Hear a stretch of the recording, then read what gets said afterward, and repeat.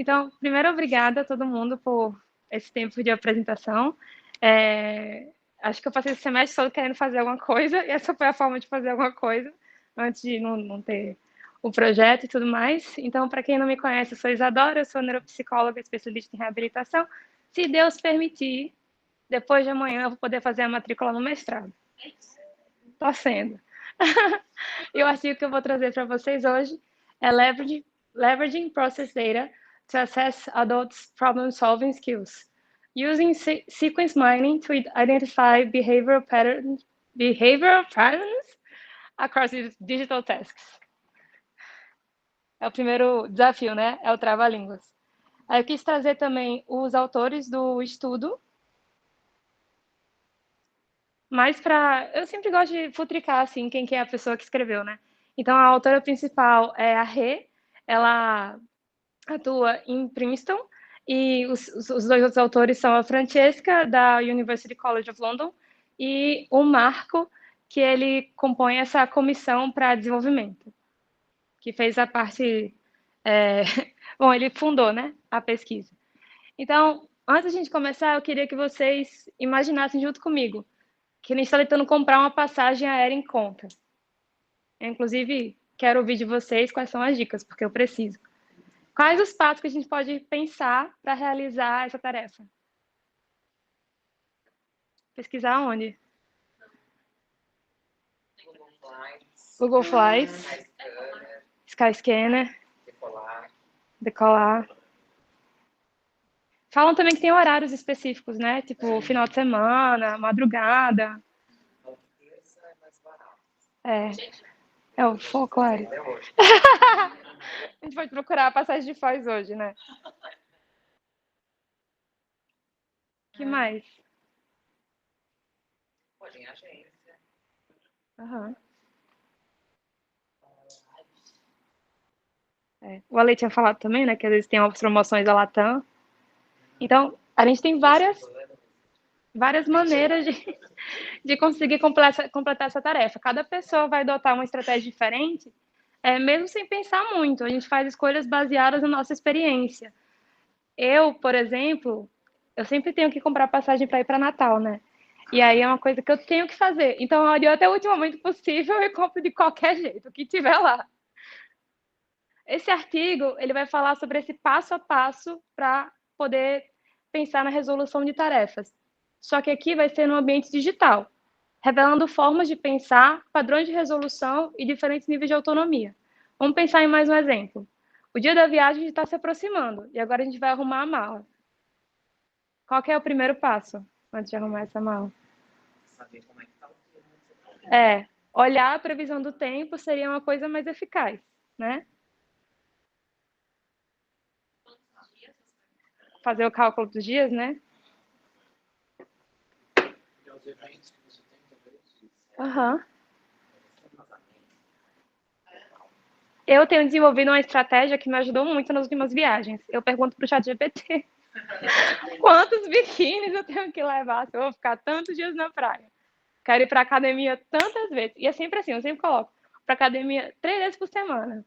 Eu vou só levar roupa para passear, né? No final, aquilo nunca vira concreto. O que eu faço é, separo a roupa para uma semana. Aham. Eu dei a volta a roupa mais pequena. Nossa, meu sonho. Aí, toda semana eu lavava a roupa. Aham. As favoritas ali. Sim.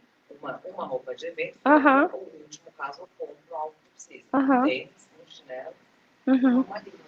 Mas aí você demorou muito tempo para criar essa mala pequena? Demorei, foram várias viagens. Uhum. E aí, falei, peraí, vou viajar com uma mala Uhum. pequena. Eu comecei a perceber que eu usava 20% Aham. da minha mala. Sim. Eu falei, então eu vou levar 20%. Aham. Aquele 80-20, né? A partir da sua experiência, então, você foi refinando para esse processo de usar roupas na viagem ficar mais eficaz, né? Ele não veio, não desceu dos céus. Não, Uma forma. Alguém mais tem outra técnica? Eu também aceito dicas.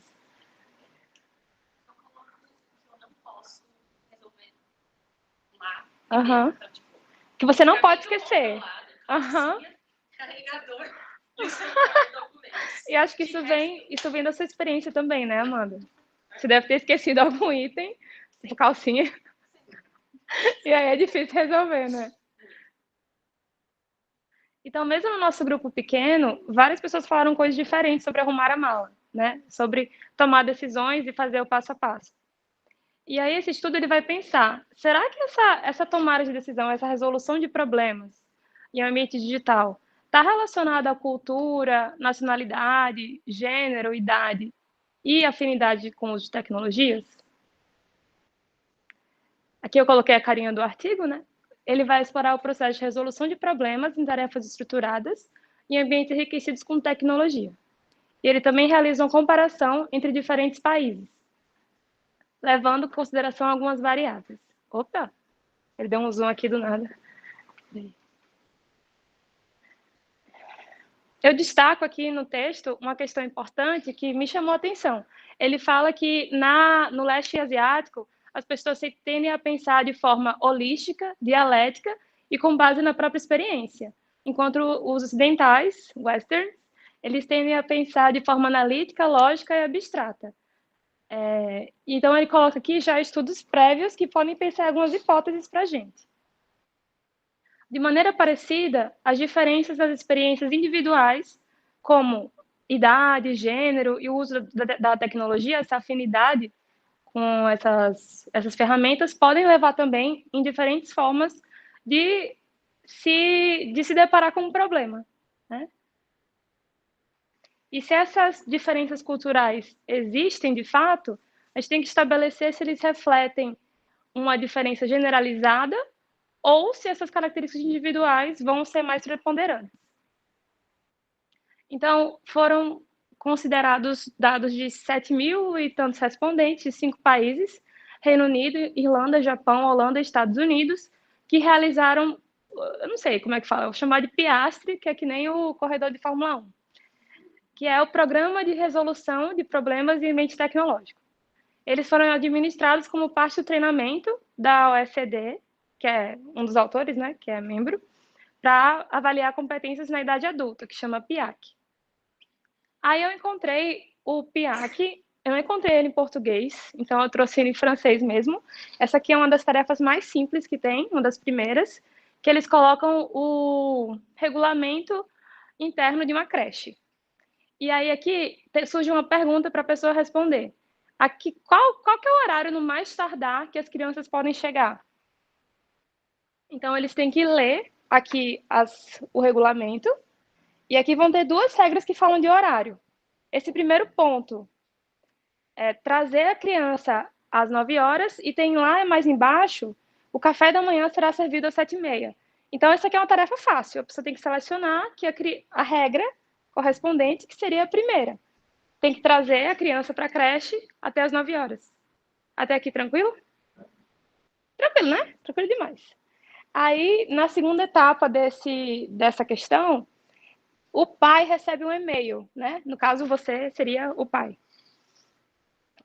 Aí, da professora Marlene. Eu achei que ela, sei lá, que tem um nome bem brasileiro. A professora Marlene falou, queridos pais, a gente vai ter um dia do compartilhamento, né?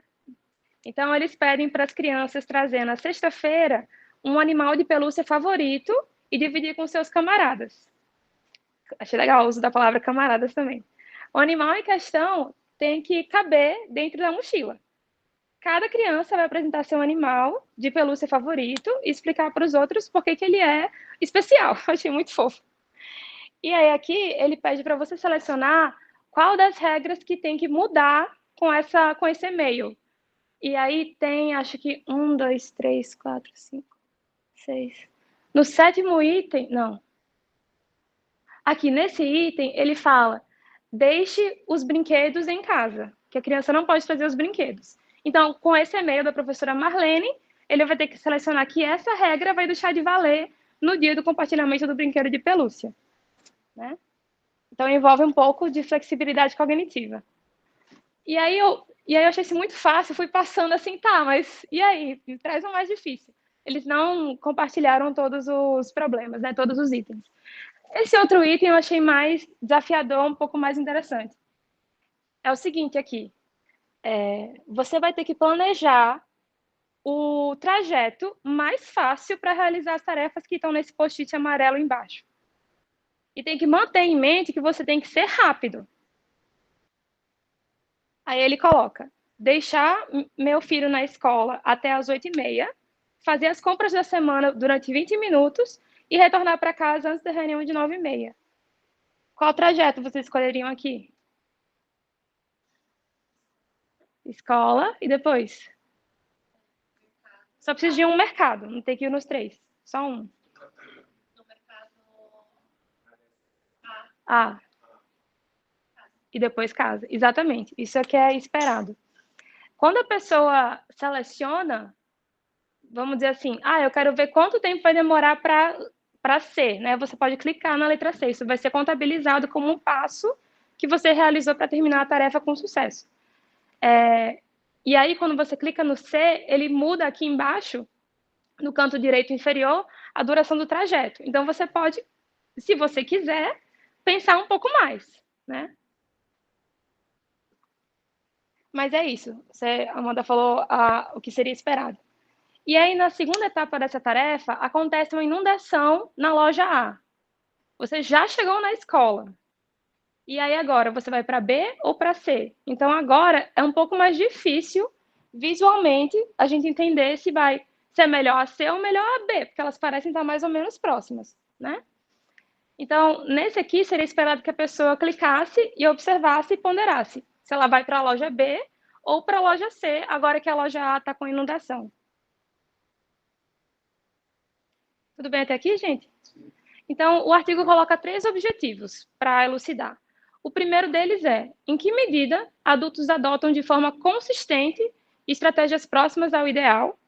Então, quando eles foram criar os itens, eles criaram qual estratégia, qual seria o passo a passo ideal para resolver. A, B, C, D, por exemplo. E eles queriam ver o quão consistente os adultos adotavam essa estratégia mais próxima ao ABCD ao longo desses vários itens. Então, itens como esse que eu trouxe, de você ver o regulamento da creche ou escolher o caminho para fazer as compras da semana. E uma outra pergunta nesse objetivo era, será que entrevistados de diferentes países tendem a apresentar um comportamento distinto? É o que veremos. O segundo objetivo era, qual que é a associação, qual que é a relação entre adotar um padrão comportamental diferente e você ter uma proficiência na resolução de problemas? Ou seja, qual que é o tipo de padrão comportamental que vai me beneficiar mais para resolver um problema? E o terceiro objetivo é, os padrões comportamentais adotados pelos entrevistados ao resolver problemas em contexto tecnológico vão diferir de acordo com as variáveis de gênero, idade e uso de tecnologias de informação e comunicação, em casa ou no trabalho. Então, os autores também separaram quem usava mais as tecnologias em casa e quem usava mais no trabalho para ver se tinha diferença. Embora os dados de processo, ele faz esse pequeno parêntese sobre o process data, né? Tenham sido utilizados para avaliar estratégias, não tem um consenso sobre qual é a melhor forma de analisar. Então, as características dos dados de processo geralmente são dependentes do item, o que torna difícil a gente pegar uma bateria e conseguir fazer essa avaliação, né? Entre itens diferentes. Então, nesse contexto, o que foi que eles usaram para avaliar, né? Entre itens diferentes? Eles viram qual que era a diferença entre as medidas, entre as distâncias da sequência ideal, a sequência ótima, e a sequência performada pelo sujeito. Aí eu vou explicar brevemente o método que eles usaram, que é o LCS, Longest Common Sequence Method. Então, como que funciona essa avaliação entre medidas? Vamos supor que a medida que a pessoa tomou foi o passo A, B, D, E. E a medida ótima seria fazer A, B, C, D, E. Então, quando a gente olha o que tem em comum entre as duas, são 4 itens. Então, aqui a diferença entre a distância, né, o tamanho da melhor sequência foi 4. Isso ficou claro, gente? Que eu sinto que aqui a coisa começa a ficar esquisita. Então, na prática, como é que isso funcionava? Ali tem, por exemplo, clicar no menu e organizar por ordem alfabética, ou você clicar na barra de pesquisa e procurar o nome que você quer. São formas diferentes de a gente resolver problemas com o computador, né? Então, se eu estou num Excel, eu posso pesquisar o item que eu quero ou ir descendo de acordo com a minha coluna. Tem formas diferentes de eu chegar no mesmo resultado. E aí eles colocaram essa sequência, né? Que seria a sequência comum com a sequência ótima. E aí, a partir disso, tem como é que eu posso dizer? 4 indicadores que são muito importantes para a gente pensar nesse artigo, que é similaridade. Então, quanto que a minha sequência que eu realizei se aproxima da sequência ideal. E algo relacionado à similaridade vai ser a consistência de similaridade. Então, entre itens diferentes, o quanto que eu me mantive próximo à sequência ideal, né? Porque podia ser que uma pessoa nesse da creche ficasse bem próxima à sequência ideal, mas no outro item de você fazer o mercado fosse longe da sequência ideal. Então, consistência de similaridade é, ao longo dessa bateria, o quanto que essa questão da similaridade variou. Até aqui tudo certo, né?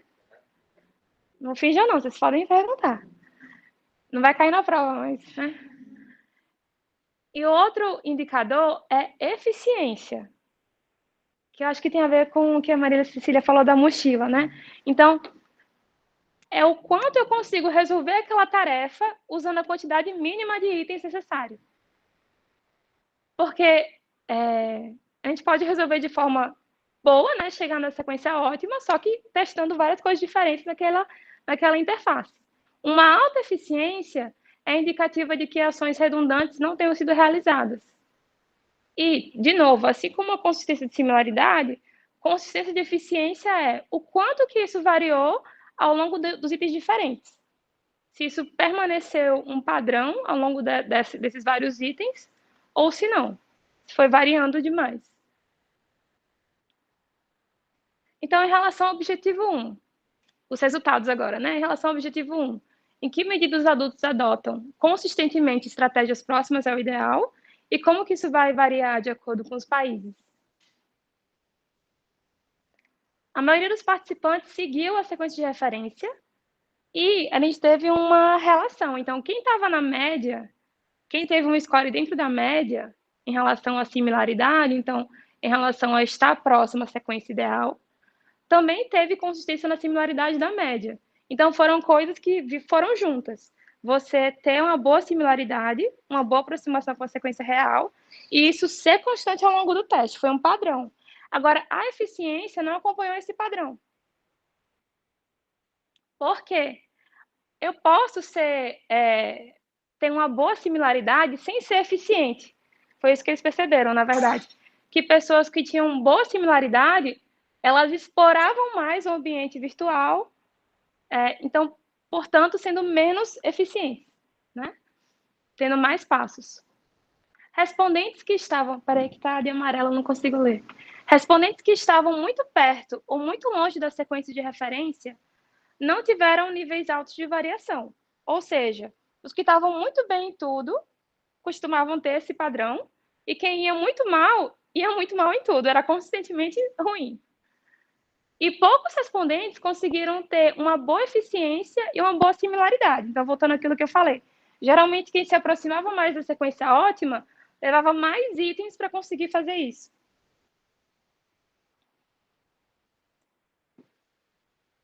Japão e Holanda tiveram as melhores performances e também tiveram os maiores níveis de similaridade.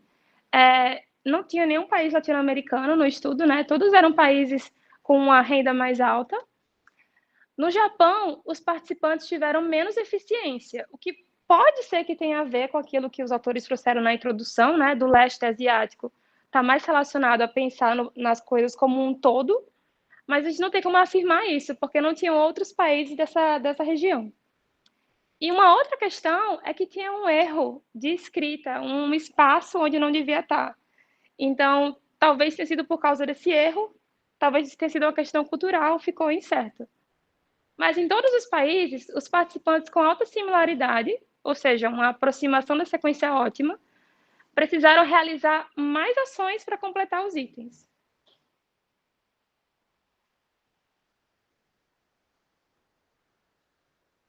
Tranquilo até aqui, né?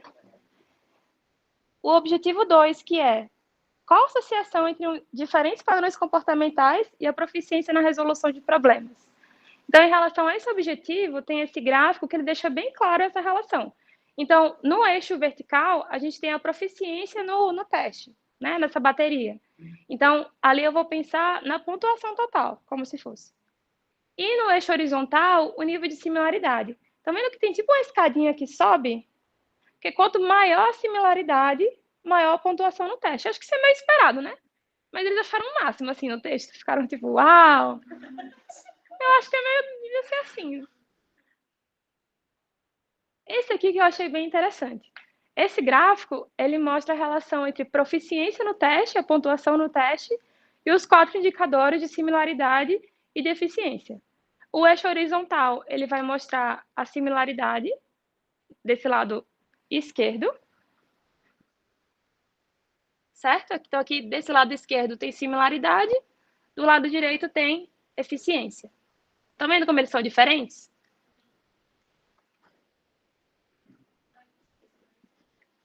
Oi? E aqui ó, tem escrito abaixo do nível 1, lá em cima. Abaixo do nível 1, nível 2 e 3. Isso vai valer para os dois, né?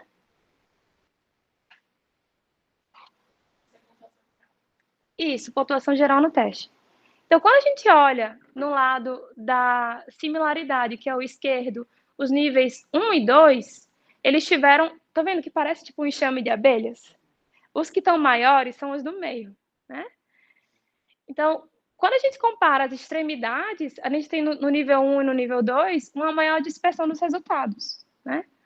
Essa figura confirma que seguir o caminho de referência, então a sequência ótima, é um indicador de boa performance. Só que olha como isso é diferente na eficiência, porque a gente esperaria que fosse parecido, né, teoricamente. Mas na verdade não. Quando a gente olha para o nível 3, que é o que está mais abaixo, está aqui, nível 3, né? Quando a gente olha para o nível 3, na similaridade ele está mais para frente e na eficiência ele está mais para trás, né? Por que isso ocorre? Por causa daquilo que eu já comentei. Então, muitos respondentes tinham que fazer mais ações para conseguir chegar na sequência ótima. Adultos do nível 1, que tem essa dispersão maior, tiveram mais mistura no padrão de resposta, e adultos do nível 3, ali no canto direito inferior, que seria o nível 3, eles tiveram baixa eficiência, demonstrando a dificuldade em realizar menos ações para completar a tarefa de forma eficaz. Em relação ao objetivo 3, né, como que aspectos específicos do indivíduo, gênero, idade, familiaridade com a tecnologia, vão influenciar a resolução de problemas. Mulheres tiveram menos níveis de similaridade quando comparadas aos homens. Então, né, os homens estavam mais próximos da sequência ótima do que as mulheres. E isso teve em todos os países, só que em níveis diferentes. A menor diferença estava no Japão e a maior diferença estava na Irlanda. Os autores não entraram muito em pormenores em relação a isso aqui. As mulheres também demonstraram comportamentos de maior consistência, especialmente quando tinham similaridade baixa a moderada. E o comportamento de homens foi menos consistente. Então, embora os homens tenham se aproximado mais da sequência ótima, eles tiveram menos consistência ao longo das tarefas. Respondentes mais jovens tiveram maiores níveis de similaridade. O grupo com menos similaridade e mais consistência estava com os participantes mais velhos, com a média de 44 anos. O grupo com alta similaridade e alta consistência considerou os participantes mais jovens. Ou seja, se a gente pensar assim, quem está mais próximo de conseguir fazer aquela tarefa de forma da melhor forma esperada, tem aí a faixa etária de mais ou menos 34 anos. Que isso tem um pouco a ver, né, com o que a gente sabe de função executiva. A partir dos 40 anos, infelizmente muito cedo na nossa vida, né, a função executiva para resolver problemas, ela tende a diminuir. Adultos que usam as tecnologias no trabalho ou em casa performaram melhor. Só que o uso no trabalho teve mais correlacionado à similaridade do que o uso em casa. O que acho que também faz sentido, porque quando você usa tecnologia no trabalho, você está sempre direcionado a uma meta, né? A ser um pouco mais rápido, um pouco mais dinâmico. Então, acho que esse resultado tem um pouco a ver com o que a gente experiencia, né, na vida. Em relação às limitações e recomendações do estudo, eu acho que um ponto importante que não foi avaliado é o tempo. Então, pode ser, assim como a Maria Cecília fez, desculpa, eu estou usando seu exemplo o tempo todo, né? Mas, enfim, assim como você demorou muitas viagens para conseguir chegar nessa sequência ótima, pode ser que uma pessoa que fez poucos passos tenha ficado lá o dobro, o triplo do tempo para pensar. E aí? Isso vai ser eficiente ou não? Acho que depende um pouco do contexto, né? Deixa eu ver o que eu coloquei aqui. Então, essa variável do tempo, se ela tivesse sido mensurada, a gente conseguiria tirar alguns outros dados, né? Respondentes podem usar diferentes combinações de estratégia ao longo dos testes, e por isso seria interessante refinar a abordagem do uso da LCS, da Longest Common Sequence, em estudos futuros para acomodar diferentes estratégias de resolução de problemas. E, por fim, como recomendações, os autores colocam que deve ser realizado um esforço para desenvolver itens que permitam a identificação clara de diferentes estratégias. Idealmente, essas estratégias diferentes seriam mapeadas para avaliar teorias cognitivas, para a gente entender essa relação, né, do passo a passo para resolver problemas e, portanto, apoiando a aprendizagem de adultos e sua avaliação. Muito fácil falar, mas eu acho que é muito difícil fazer, né? Você conseguir criar itens que sejam comparáveis entre si e que consigam afirmar de forma um pouco mais certeira, né, sobre um processo cognitivo subsequente. Tá? Eu acho que é isso. É isso, acabou. Obrigada.